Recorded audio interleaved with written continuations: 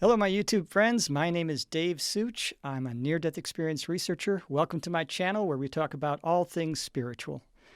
Well, in the last two videos, we talked about the environment of heaven and the senses and what it feels like to be there. According to those who have had near-death experiences, it's quite an amazing place with beauty and bliss beyond description. But that brings a question to mind. If heaven is such a perfect place, then what's the point of coming down here, incarnating into these lives, and really suffering? I mean, this planet can be a place of fear and misery and pain and suffering. There's a lot of good things here too, but a lot of us suffer seemingly needlessly. Well, one of the things I hear over and over again from near-death experiencers is that there's a perfect plan and it's working itself out in its perfection. Well, when you're down here in the middle of all the chaos, it sure doesn't seem like that. So today we're going to talk about what the point is of having an earthly life and going through the suffering that we go through in these lifetimes. The universe is full of life, and there are other dimensions, all containing other universes that are also full of life. This is what I've heard from near-death experiencers. In our galaxy, and possibly in this universe, we are experiencing what's called a fear-love duality. And we are the only free will planet in this galaxy. And we are the hardest planet to incarnate into a lifetime here. Most of the intelligent species in this galaxy are living in peaceful utopian societies where they live in peace and harmony with each other and with nature. And they're not going through all the problems we have. You know, the cutthroat competition, war, division, and all these things that we're experiencing. Well, there's a reason for that. The rest of the galaxy basically learns from our decisions here to act in light and darkness. Now, what do I mean by a free will planet? I'm not saying that other planets don't have freedom.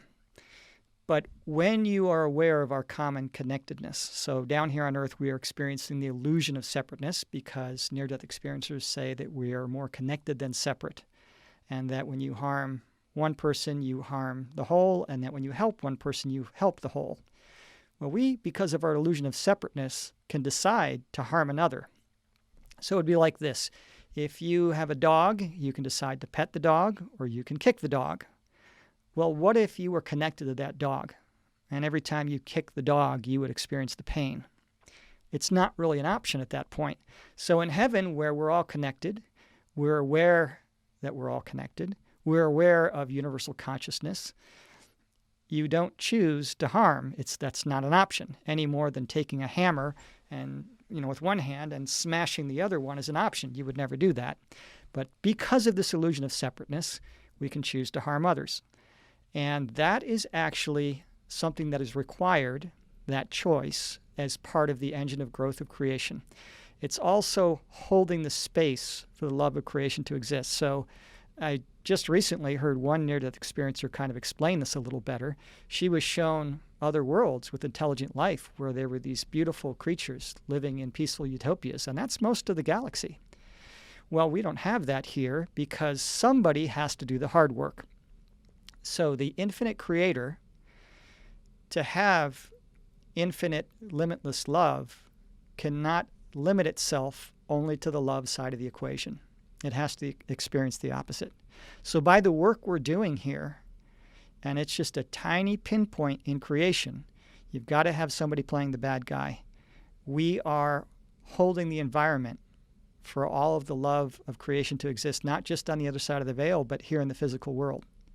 And this woman who had her near-death experience was shown or told that all these beautiful species and these beautiful worlds we just showed you, if there wasn't a planet that did the fear-love duality, that had free choice, all of this would cease to exist. The whole game would be over with. So we're doing a really, really important job down here. And that's why so many near-death experiencers, when they are being brought to heaven or they're in heaven and they can sense the emotions and hear the thoughts of the beings around them, have this perception that these beings are looking at them like war heroes, like these brave, courageous souls that are honored in heaven.